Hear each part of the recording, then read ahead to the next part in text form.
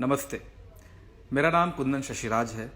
Lockdown की इस हालत में मैं अपने घर से काफ़ी दूर हूं और कुछ बहुत ही ऐसा लगा कि अब बात करनी चाहिए। अब ऐसा लगा कि इस इशू पे बात किया जाना बहुत ज़रूरी है। तो इस गोदाम जैसी व्यवस्था से कुछ बात करने की कोशिश कर रहा हूं। मेरे पीछे पड़े इन डब्बों को अगर आप इग्नोर करेंगे तो बेहतर होगा। खैर, मुद्दे की बात करते हैं। तो मुद्दे की बात यह है कि अर्नब गोस्वामी ने पिछले, हालांकि वैसे उनके पहले से भी बहुत सारे हिंदू भक्त थे, लेकिन पिछले 48 से 72 घंटों में अर्नब गोस्वामी ऐसा लगता है कि भारत के नए हिंदू हृदय सम्राट बन के उभरे हैं।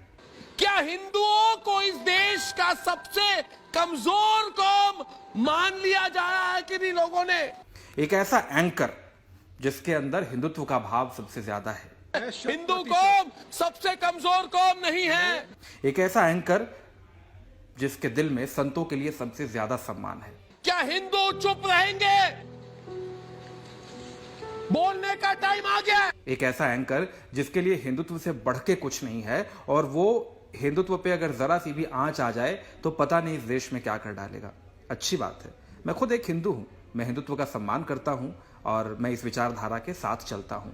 लेकिन पीड़ा तब होती है, दुख तब होता है जब आप हिंदुत्व के एजेंडे का इतनी बेशर्मी के साथ इस्तेमाल करें कि शर्म भी शर्मा जाए। अब अर्नब गोस्वामी के नए नए हिंदू भक्त तो बन रहे हैं। लोग कह रहे हैं कि भाई कितना शानदार एंकर है जो संतों की मौत पर सवाल पूछता है, उनके कॉलर पकड़ पकड़ के सवाल पूछता है जो संतों की मौत पर खामोश हो जाते हैं। भाई वाह, दम हो तो इस एंकर के जैसा।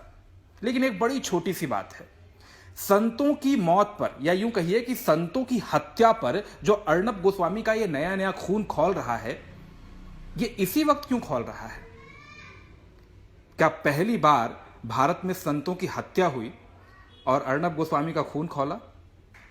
अर्नब गोस्वामी सोनिया गांधी से, अनुराग कश्यप से, स्वरा भास्कर से और पता नहीं बॉलीवुड के कितने ऐसे लोगों से ये सवाल पूछते हैं, बाकायदा उनसे सवाल पूछते हैं कि संतों की हत्या पे तुम खामोश क्यों हो, तुम कुछ बोल क्यों नहीं रहे? जैसे वो लोग बोल देंगे तो सारा मसला शायद पता नहीं शांत हो जाएगा, क्या हो जाएगा। खैर, इस मुद्दे को एक बार को हटा देते हैं।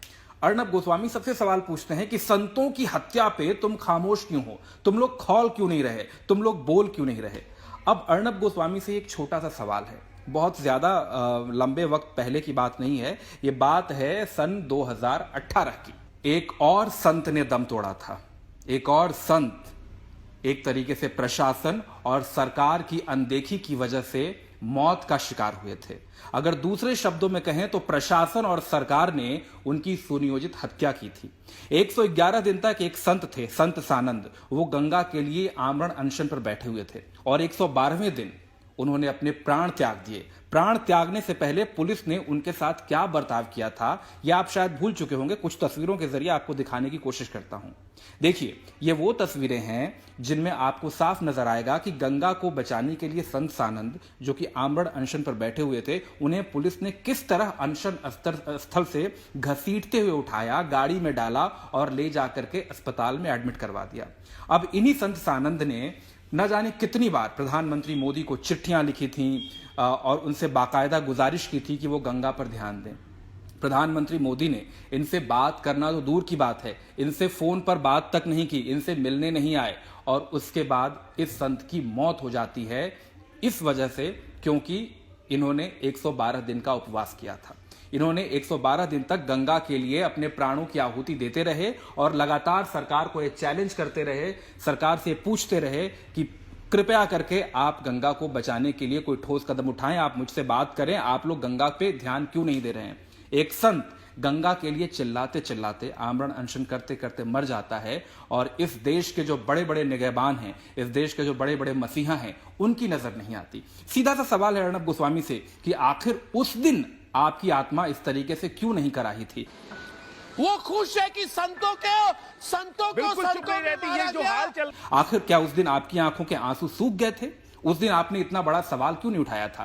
क्या गंगा नदी के लिए आमरण अनशन पर बैठने वाले संत सानंद, जो कि आईआईटी के प्रोफेसर भी थे, प्रोफेसर जीटी अग्रवाल, काफी पढ़े लिखे आदमी थे, और ऐसा आदमी गंगा को बचाने के लिए संत बन के वो आता है, वो आमरण अनशन करता है, लंबे समय से वो गंगा के लिए संघर्षरत थे, और उनकी जान सरकार की आंखों के सामने चली जाती है, सरकार उनको बचाने की कोशिश नहीं करती, तो क्या इसको हत्या ना माना जाए? कि हत्या नहीं थी। लेकिन हां, अब इस बात पे उनके आंसू हमेशा से सूखे रहे। उस वक्त वो गरज के बात नहीं कर पाए, क्योंकि वहां पे सीधा सवाल किस पे उठता था, आपको भी अच्छी तरह पता है। तो क्या आप मौका देख करके आप इस तरह की बात करेंगे कि ये हिंदुत्व की बात है, ये संतों की बात है? आखिर आपकी नियत पे सवाल, आपकी नियत पे शक क्यों ना खड़ा किया जाए? अब सवाल यह भी है कि इस समय अर्णब गोस्वामी के दिल में अचानक से संतों को लेकर के इतनी पीड़ा क्यों उपजी है? इसका एक बहुत ही छोटा सा जवाब है। देखिए, इस वक्त भारत देश लॉकडाउन में कैद है। 40 दिन का लॉकडाउन लग चुका है, लगभग 31 दिन निकल चुके हैं, लेकिन इन 30 दिनों में जो रैपिड टेस्टिंग किट है, जो चाइना से आनी थी अपने हिंदुस्तान में, वो आई 20, 22, 25 दिनों के अंतराल के बाद, गैप के बाद, क्योंकि वो टेस्टिंग किट जो हमारे यहां आनी थी वो बना, तैयार हुआ, उसके डब्बे पैक किए गए, लेकिन फिर वो सीधे निकल जाती है चीन से अमेरिका। भारत में सवाल पूछने वाला कोई नहीं।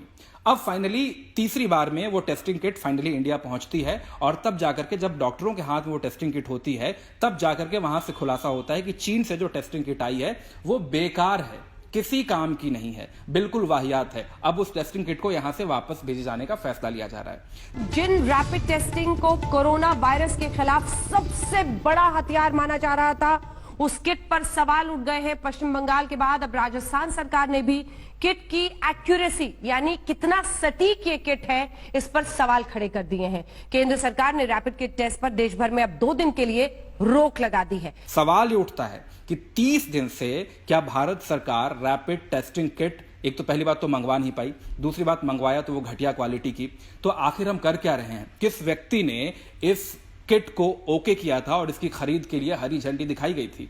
ये तमाम सवाल हैं। अब अभी भी हालात क्या हैं आपको अच्छी तरह पता है, अभी भी रैपिड टेस्टिंग किट कहां है, नहीं है, कुछ अभी अच्छे तरीके से पता नहीं है, लेकिन सवाल इन मुद्दों पे ना उठ जाएं, इसलिए संतों की बात करो। सवाल इन मुद्दों पे ना उठ जाएं, इसलिए लोगों को भड़काओ। अक्सर होता क्या है कि जब आपको किसी बड़े मुद्दे को दबाना होता है तो आप उसके सामने कोई ऐसी बेवजह की बात करना शुरू कर देते हैं जिससे वो बड़ा मुद्दा दब जाए। फिलहाल इस देश में रैपिड टेस्टिंग किट का आना, रैपिड टेस्टिंग किट का फेलियर, ये सबसे बड़े सवाल होने चाहिए, लेकिन इन सवालों की जगह पिछले 48 घंटों में अर्णब गोस्वामी नाम के इस जोकर ने पूरे हिंदुस्तान को एक बहुत ही बेशर्म जोक पे नचा के रखा हुआ है। सब इसी की बात कर रहे हैं, रैपिड टेस्टिंग किट की, रैपिड टेस्टिंग किट के फेलियर की, और हम पिछले 40 दिनों से रैपिड टेस्टिंग किट के लिए क्या कर रहे हैं, हम आखिर क्यों फेल हो रहे हैं, इस पर कोई सवाल उठा ही नहीं रहा है। वो तो गनीमत की बात है कि पाल घर में जो हिंसा हुई है, जो संतों का कत्ल हुआ है, उसमें कोई भी एक ऐसा व्यक्ति मुस्लिम समाज से नहीं है, नहीं तो शायद इस वक्त बहस का रुख क्या हो सकता था, इसका अंदाजा आप अच्छी तरह लगा सकते हैं। लेकिन फिलहाल अगर आप सोच सकते हैं, अगर आप समझ सकते हैं, इंसान को ईश्वर ने दिमाग दिया है, सोचने समझने की शक्ति दी है, क्षमता दी है, ताकत दिया है, और आप चीजों को एनालाइज कर सकते हैं, तो आप प्लीज इन चीजों को जरूर एनालाइज करके सोचिए कि जो अर्णब गोस्वामी इस समय हिंदू हितों का इतना बड़ा चिंतक बन रहा है, इतने सारे सवाल उठा रहा है, लोगों से पूछ रहा है, सोनिया गांधी से पूछ रहा है, बाकी लोगों से पूछ रहा है कि आपके आंसू उस वक्त कहां सूख गए थे जब इन पालघर में जब संतों की हत्या हो गई। सीधा सवाल है, आपके आंसू उस वक्त कहां सूख गए थे जब स्वामी सानंद की गंगा बचाते बचाते जान चली गई और आपके हलक से एक सवाल तक बाहर नहीं आया? आपने अपने सोशल मीडिया पर लिखा तक नहीं। क्यों? क्योंकि आप सरकार के चाटुकार हैं। आप क्या सोचते हैं इस पूरे मामले पर? जरूर अपनी राय नीचे कमेंट सेक्शन में लिखिए, क्योंकि सच के साथ खड़े होना, तर्क के साथ खड़े होना सबसे बड़ी ताकत है। वीडियो को देखने के लिए धन्यवाद। आप चाहें तो इस वीडियो को शेयर भी कर सकते हैं।